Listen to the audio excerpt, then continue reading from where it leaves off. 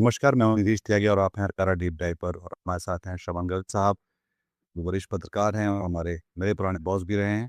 और हम लोग ये बात करेंगे जो राहुल गांधी ने कल शनिवार को एक बयान दिया अपनी अ, अल्पसंख्यकों के सेल से बात करते हुए कि नरेंद्र मोदी 1 साल के भीतर उनकी सरकार गिर जाएगी। जिसको लेकर उन्होंने कहा कि इसके बहुत सारे अंदरूनी कारण भी हैं और जैसे कि महँगाई है, पेपर लीक है, राष्ट्रीय मुद्दे हैं।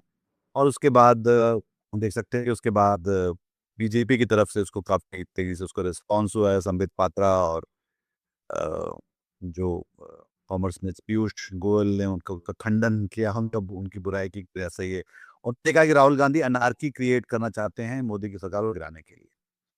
तो ये हाँ, और इसके बीच में बहुत सारी जो चीज़ें लगातार होती जा रही हैं, ज़ाहिर तौर पे मोदी सरकार के पक्ष में बहुत सारी चीज़ें नहीं हैं इस समय। पिछले 10 दिनों में हम देखते हैं कि 4 बार तेल के दाम बढ़ाए गए हैं। नीट का पर्चा पूरा लीक हुआ है। 70 से ज़्यादा एग्ज़ाम परीक्षाओं के पर्चे लीक हुए हैं 10-11 सालों में। फिर ये कॉकरोच पार्टी का अपना शगुफ़ा है या नहीं है, वो अभी अभी पता नहीं है। पर ये इन सारी चीज़ों के बीच में ये क्या हो रहा है, इसको हम कैसे देखें? सवाल इसको आप कैसे देखते हैं? देखिए क्या हुआ है कि अचानक से एक नए तरह का आशावाद और उम्मीदें देश पर काबिज हो गई हैं, सवार हो गई हैं। आपने जिक्र किया 20-22 लाख बच्चों का पर्चा आउट हुआ। कुछ बच्चों ने आत्महत्या की, कुछ की डेथ हुई। सरकार पर कोई असर नहीं हुआ, तो प्रधान साहब पर कोई असर नहीं हुआ। प्रधानमंत्री ट्रॉफी लेके पहुंच गए वहाँ, इटली पहुंच गए।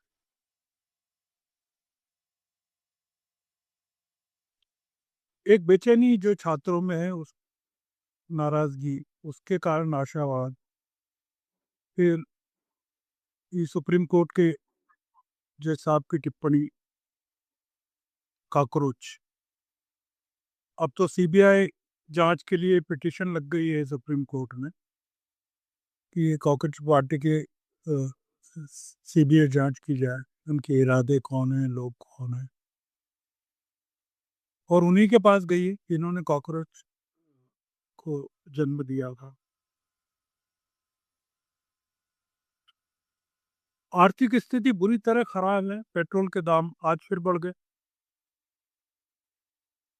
4-5 बार बढ़ चुके हैं। अभी 4-5 बार, 6 बार और बढ़ेंगे, क्योंकि अब तेल जो है वेनेजुएला से मंगाया जाएगा। और वेनेजुएला की जो राष्ट्रपति है, शायद एक्टिंग प्रेसिडेंट है, वो आने वाली है भारत। इन तमाम आर्थिक स्थिति खराब, मतलब भयानक खराब है। इन सबको लेकर ऐसा लग रहा है कि देश में कोई क्रांति होने वाली है। एक आशावाद बन गया है। जैसे ना 1974 में कुछ बना था, या 2011 में बना था, और कुछ परिवर्तन होने वाला है, सब कुछ बदलने वाला। कहा जा रहा है युवा जागृत हो गए हैं, बहुत नाराज हैं। वो 1974 में लालू यादव, नीतीश कुमार, सुशील मोदी, रामविलास पासवान, ये तमाम लोग लीड में थे। बहुत सारे लोग बीजेपी में मंत्री हैं अभी, वो उस जमाने के। परिस्थितियां उस समय इतनी खराब नहीं थी जितनी कि प्रचारित की गई थी, जो एक हकीकत है। आज हकीकत में खराब है, वो प्रचारित नहीं की जा रही। और दोनों मर्तबा, दोनों आंदोलनों में जो शिकार हुई थी, शिकार बनी थी, वो कांग्रेस थी। एक बार अ, इंदिरा गांधी हुई थी, दूसरी बार मनमोहन सिंह हुए थे। इंदिरा गांधी तो वापस आ गई थी सत्ता में, दो 1980 में। अब कोई नहीं है जो कांग्रेस के पास जो वापस ही। राजीव गांधी बीच में, इंदिरा गांधी, फिर राजीव गांधी भी पता तो हाँ, रंजन पर मोर्चा इसको और जो वापस लाए वो तो इंदिरा गांधी थी, सत्ता में वापस लाई थी, जो 1980 के इलेक्शन में वो लाई थी। और राजीव गांधी इसलिए आए थे कि उनकी हत्या हो गई थी, इंदिरा गांधी की। तो अ, असल में एक्सीडेंटल प्राइम मिनिस्टर तो राजीव गांधी थे, मनमोहन सिंह नहीं थे। राहुल गांधी ने अल्पसंख्यक सलाहकार समिति की बैठक में आपने जिक्र किया, आर्थिक असंतोष का हवाला देते हुए दो बातें कही। ये एक ही बात कही, उसमें दो बातें हैं। एक तो ये कि मोदी सरकार की 1 साल के भीतर गिर जाएगी। दूसरा ये कि सरकार अर्थव्यवस्था को संभालने में सक्षम साबित नहीं होगी, जिससे ऐसी परिस्थितियां उत्पन्न होंगी जो मोदी को सत्ता से बेदखल करने के लिए विवश करेंगी। आपने कहा पीछे पड़ गए पीयूष गोयल और संबित पात्रा, किरण रिजिजू की ये अराजकता फैला रहे हैं, अस्थिरता पैदा कर रहे हैं।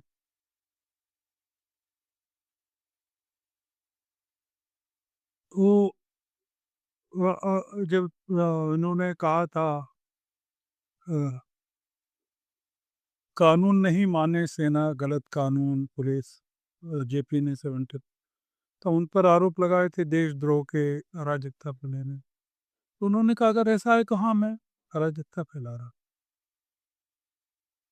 राहुल गांधी अभी ने नहीं कहा है कि हाँ मैं अराजकता फैला रहा हूँ।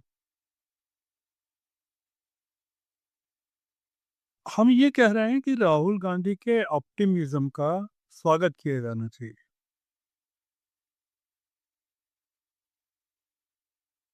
देश का एक बहुत बड़ा वर्ग अ, जो नोटबंदी 2016 की, या 15 लाख आ जाएंगे आपके खातों में तब से, या कोविड के ज़माने से जब लाखों लोग मारे गए, वो प्रतीक्षा कर रहा है कि कोई कहे कि जाने वाले हैं, पर जान ही नहीं इतने सालों।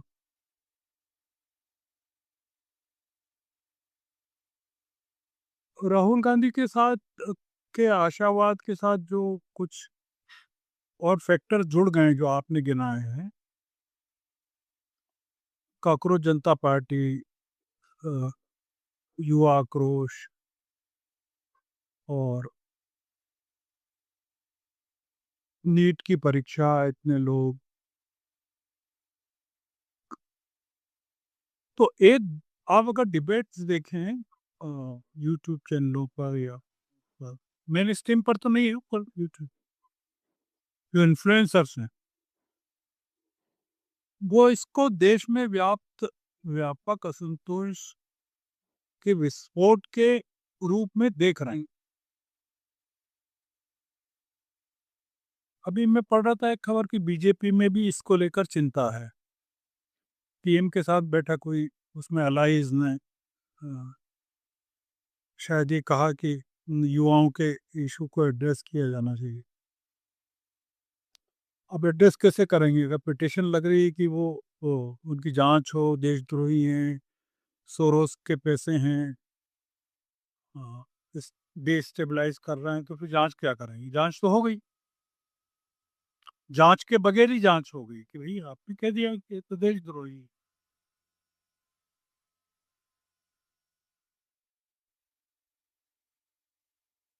बीजेपी में बेचैनी तो है कि बढ़ना नहीं चाहिए, क्योंकि जो अलाइज हैं उनमें भी बेचैनी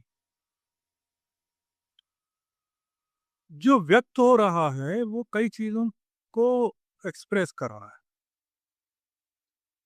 जैसे बीजेपी के जो संगठन है, युवा संगठन, भारत भारतीय जनता पार्टी युवा मोर्चा, अखिल भारतीय विद्यार्थी परिषद, ये सब बोगस साबित हो रहे हैं। कॉकरोच जनता पार्टी के सामने कहाँ है? ये कोई जवाब ही नहीं दे रहे। ये कॉकरोच बने हुए हैं, मतलब टेबलों के नीचे ये छुप रहे हैं। आरएसएस की शाखाओं के युवाओं पर का क्या प्रभाव है? तो इसका मतलब है कि आरएसएस में युवा ही नहीं, सब बुजुर्ग लोग हैं जो चड्डी पहन के लठ लेके युवा दिख रहे हैं।